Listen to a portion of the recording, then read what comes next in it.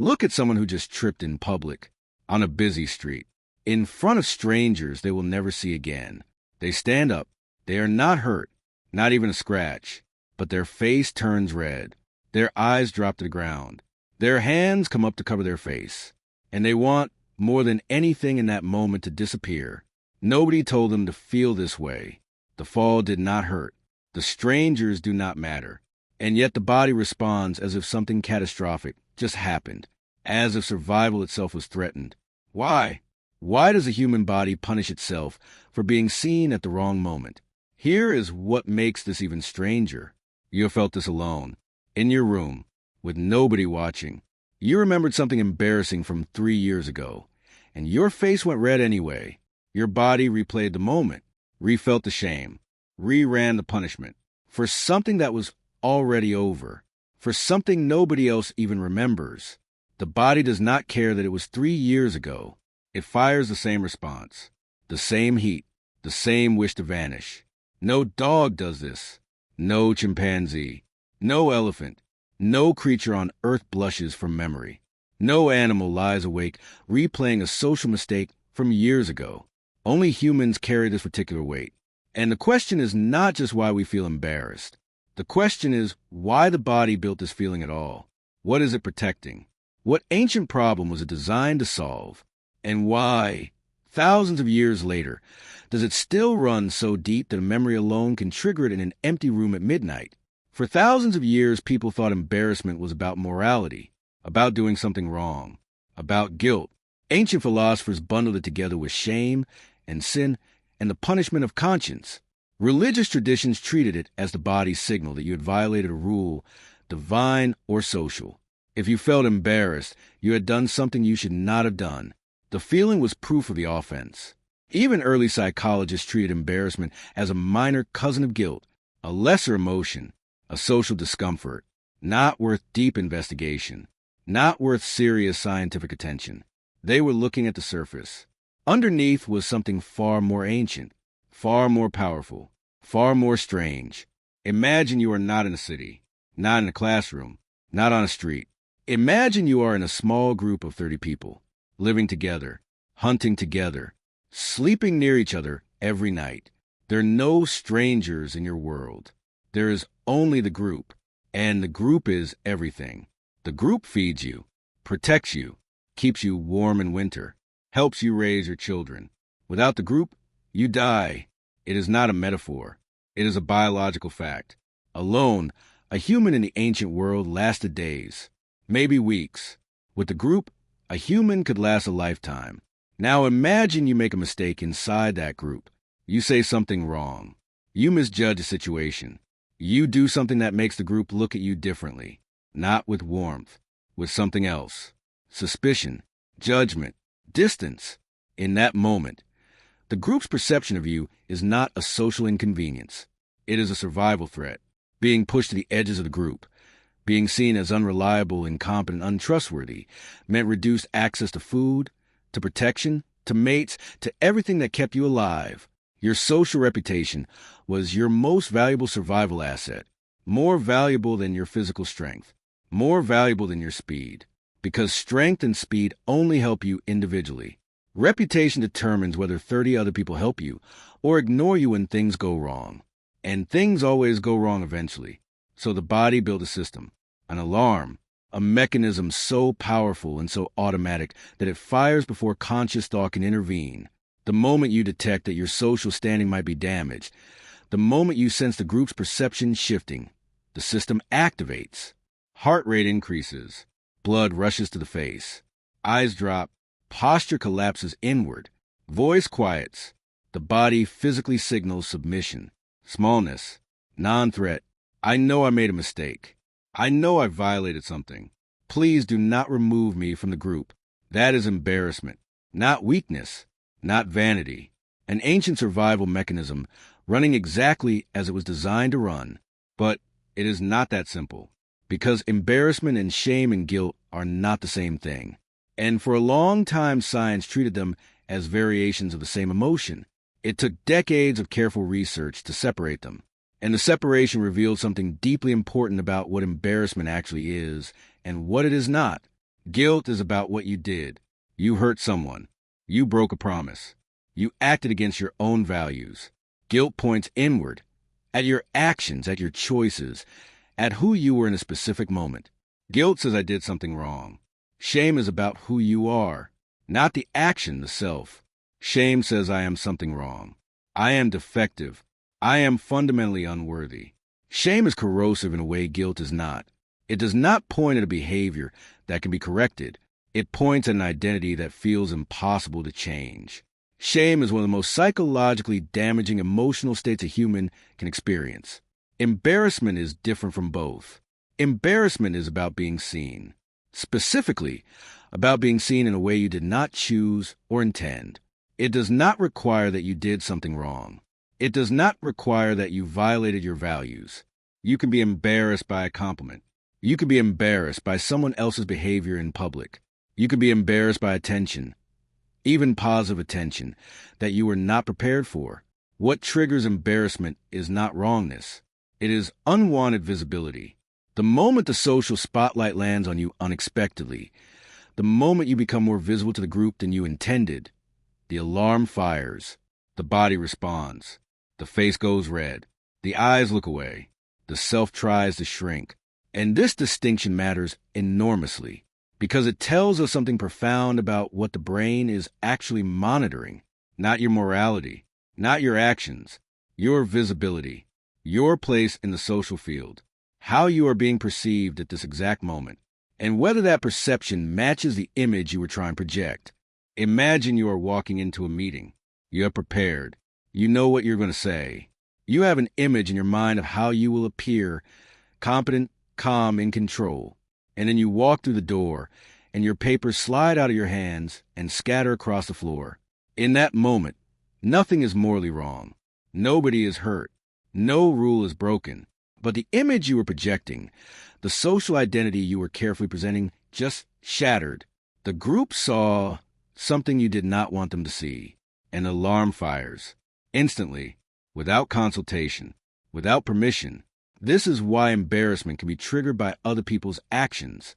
If someone you are with does something socially unexpected in public, says something inappropriate, falls, makes a loud scene, you can feel embarrassed even though you did nothing, because your social identity is partially linked to theirs.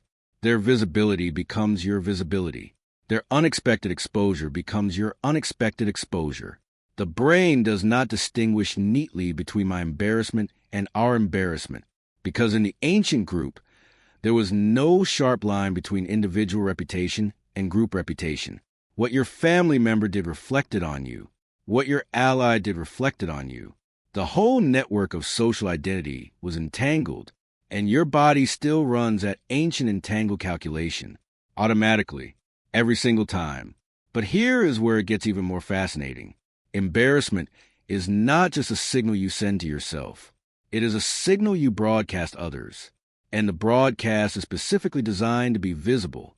The reddening face cannot be hidden. The dropped eyes are unmistakable. The collapsed posture communicates instantly across any cultural barrier. Embarrassment is one of the most universally readable human expressions on earth, and research has discovered something remarkable. When people see someone else display genuine embarrassment, the flushed face, the averted eyes, the self-conscious gesture, they rate that person as more trustworthy, more likable, more socially safe. Not less. The display of embarrassment communicates something crucial to the group. It says I care about social rules. I noticed I violated something. I am not a threat to the group's harmony. I can be trusted to self-regulate.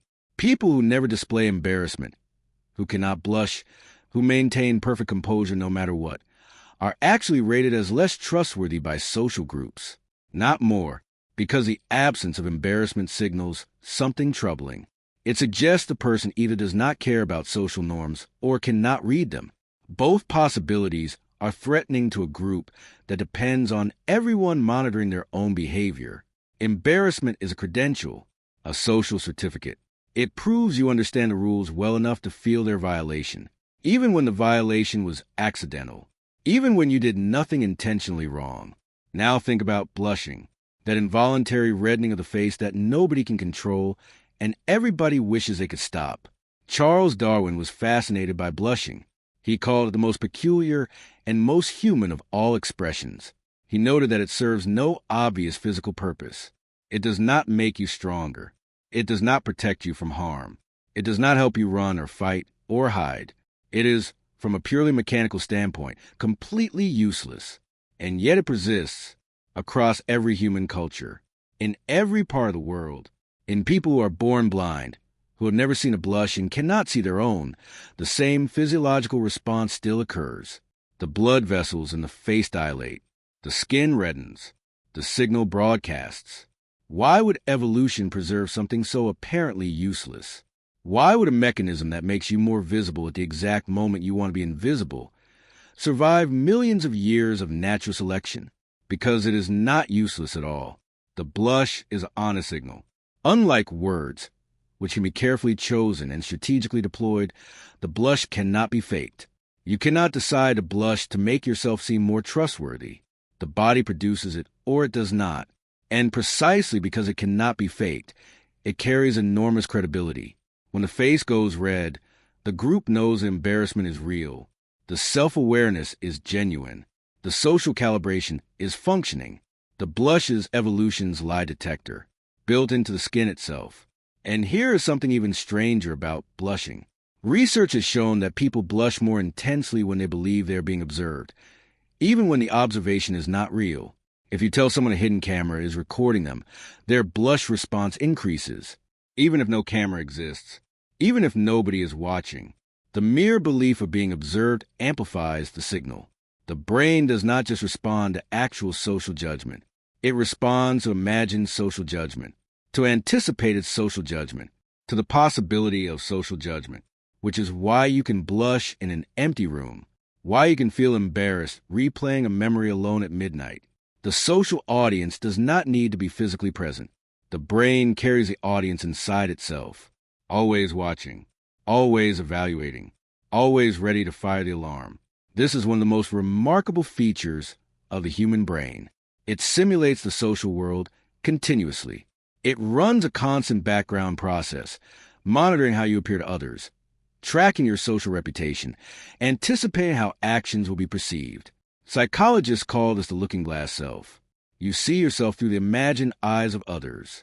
Always, even when alone, even when nobody is watching, even at 3 a.m. in the dark. The imagined audience never leaves. And embarrassment is the alarm that fires when that imagined audience sees something wrong. Now imagine what this means for the modern world. You evolved this system for a group of 30 people. People who knew you personally. People whose opinions had direct survival consequences. People you would see every day for your entire life. The social audience your brain was calibrated for was small, local, and intimate. Today, your potential social audience is 3 billion people. You can post a photograph and have strangers on the other side of the planet form opinions about you within minutes. You can say something in public and have it seen by more people in 1 hour than your ancestors encountered in a lifetime. The social visibility that embarrassment was designed to manage, occasional, local, recoverable, has become something incomprehensibly vast. And the brain is not caught up. The alarm system calibrated for 30 people is now running in a world of billions. The mechanism designed for moments of unwanted visibility in a small tribe is now firing in response to comment sections and viral posts and public failures witnessed by audiences your ancestors could not have imagined. The body still responds the same way. The face still goes red. The eyes still drop. The self still tries to shrink. But you cannot shrink away from 3 billion people.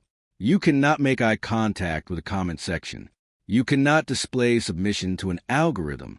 The ancient signal, perfectly designed for its original context, lands in a world it was never built for. And the result is a kind of chronic embarrassment exposure that no previous generation of humans ever had to navigate. A constant low-level awareness of being watched, of being evaluated, of being potentially visible at any moment to an audience without limit or boundary. This is one reason why social anxiety has become one of the most common psychological experiences of modern life. The embarrassment system is not broken. It is running exactly as designed. It is just running in a world that is incompatibly larger than the world it was designed for. Think about what this means for young people growing up with social media as their primary social environment. Their embarrassment system, ancient, powerful, calibrated for 30 people, is now navigating a social field of thousands. Every post a potential exposure, every photo a potential visibility event, every interaction a potential moment where the group's perception shifts. The alarm fires constantly. The audience never leaves. The looking-glass self never gets a rest. And yet, here is what science has also found. Embarrassment handled well is one of the most powerful social repair tools a human possesses. When someone makes a mistake in public, says something wrong, does something awkward, violates a social norm, and then displays genuine embarrassment, the group typically responds with forgiveness, with warmth, sometimes even with increased affection. The embarrassment signals that the person understood what happened, that they care, that they are still calibrated to the group's norms, that the mistake was an accident, not a pattern. People who can be embarrassed, who can show it honestly, recover from social mistakes faster and more completely than people who cannot. The signal that felt like punishment is actually the beginning of repair. The reddened face that felt like exposure is actually the first step back toward belonging. The mechanism that seemed designed to make you feel small is simultaneously the mechanism that invites a group to bring you back in. Embarrassment is not the wound. It is the body's first attempt at healing it. And there is something quietly extraordinary about that. Every time you feel your face go red, every time your eyes drop and your posture folds and you wish you could disappear, your body is doing something ancient and intelligent. It is broadcasting to every person in the room a signal that has been trusted for millions of years. A signal that says, I am still here. I still care. I still belong to this group. I am still trying. The strangest part of all of this is the gap. The gap between what embarrassment feels like from the inside, catastrophic, exposing, unbearable, and what it communicates from the outside, trustworthy, human, safe. From inside the feeling, it is punishment. From outside the feeling, it is proof of something valuable. From inside, it says I've been seen wrong. From outside, it says this person can be trusted. You have spent your whole life trying to avoid embarrassment, trying to control your visibility, trying to manage how the group perceives you. And that effort is real and understandable and deeply human. But underneath all of that effort, the system was never working against you. It was working for you, building trust, signaling membership, proving again and again to the group that you understood the rules and cared enough to feel their violation. The reddened face is not a malfunction. It is a masterpiece. 2 million years in the making, running silently beneath every social interaction you have ever had, doing exactly what it was built to do. You have never been able to control it. And maybe, finally, that is something to be grateful for.